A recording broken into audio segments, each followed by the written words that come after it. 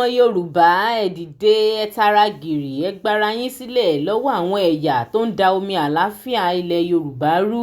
Ẹ káàbọ̀ sí ìkànnì Digi Television níbi tá ti máa ń mú àwọn ìròyìn lọ́tùnlọ́tùn wá fún yín. Ẹ jọ̀ọ́ ẹ má gbàgbé láti like fídíò yìí kẹ́ comment under ẹ̀ kẹ́dẹ̀ máa share ẹ̀ káàkiri.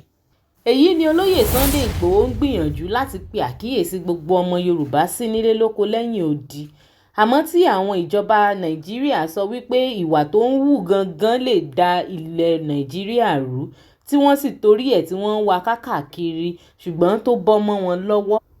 Lẹ́yìn tí ó sá kúrò ní orílẹ̀-èdè Nàìjíríà, ó sá lọ sí orílẹ̀-èdè Benin Republic níbi tí ọwọ́ ti padà tẹ̀ ẹ́ tí ó sì ṣẹ̀wọ̀n ọdún mélòó kan. Lẹ́yìn tí ó padà dé yìí, olóyè Sunday Igboho ti wá di àtẹ́wọ́gbà lọ́wọ́ gbogbo àwọn ọmọ Yorùbá nílé lóko lẹ́yìn odi tí wọ́n ń gbé gẹ̀gẹ̀gẹ̀ tí wọ́n ń yìn tí wọ́n sì ń fìfẹ́ hàn sí lọ́tùn ló rán fídíò tó jáde síta ní òpin ọ̀sẹ̀ yìí níbi tí olóyè Sunday Igboho tó ti attend pátì kan ní ìlú Germany.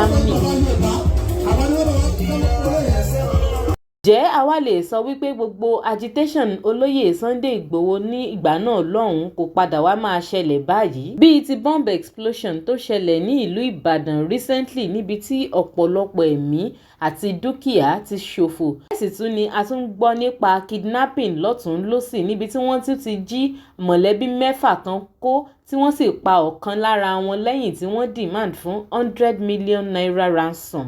Gbogbo agitation olóyè Sunday Igboho náà sì dúró lórí wípé kí gbogbo àwọn àgbààgbà Yorùbá ní South West kán dìde kán jí gìrì